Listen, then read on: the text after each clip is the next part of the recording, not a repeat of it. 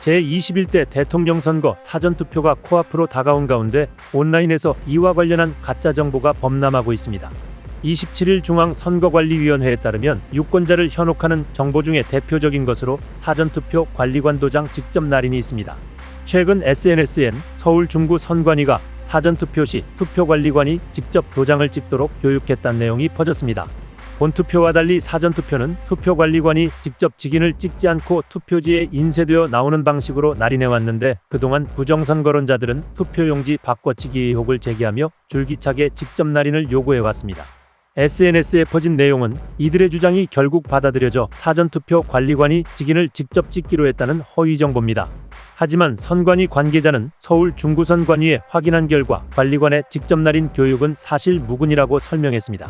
관내 어디서든 투표할 수 있는 사전투표 절차상 투표소를 찾은 유권자의 주소를 확인한 후 투표용지를 그 자리에서 출력해줘야 하는데요. 따로따로 출력되는 사전투표용지에 직접 도장을 찍을 경우 투표 대기시간이 상당히 늘어나게 되기 때문에 2014년부터 일관되게 인쇄날인 형식을 채택해왔습니다. 그러나 일부 부정선거론 관련 단체원들은 서울 송파구, 부산 등 여러 지역 투표소를 찾아가 관리관에게 직접 날인을 요구하며 항의했습니다. 이에 따라 선관위는 지난 26일 전국의 사전투표 관리관에게 인쇄날인은 공직선거법과 규칙에 따른 적법한 선거사무인이 안심하고 사전투표 관리 업무에 전념해주길 바란다는 내용의 지침이 담긴 메시지를 보냈습니다. 투표소에서 소란을 피울 경우 2년 이하 징역 또는 400만 원 이하 벌금형에 처해질 수 있습니다. 이 밖에도 부정선거와 관련한 허위 정보로는 수개표를 유도하기 위해 투표용지를 여러 번 접어야 한다는 주장이 있습니다. 이 주장엔 투표용지 분류기에 해킹이 얼마든지 가능하다는 전제가 깔렸는데, 실제 개표 현장에선 사무원이 모든 투표용지를 펼쳐 한 장도 빠짐없이 분류기에 투입하기 때문에 여러 번 접는 것은 개표 결과에 아무런 영향을 주지 않습니다.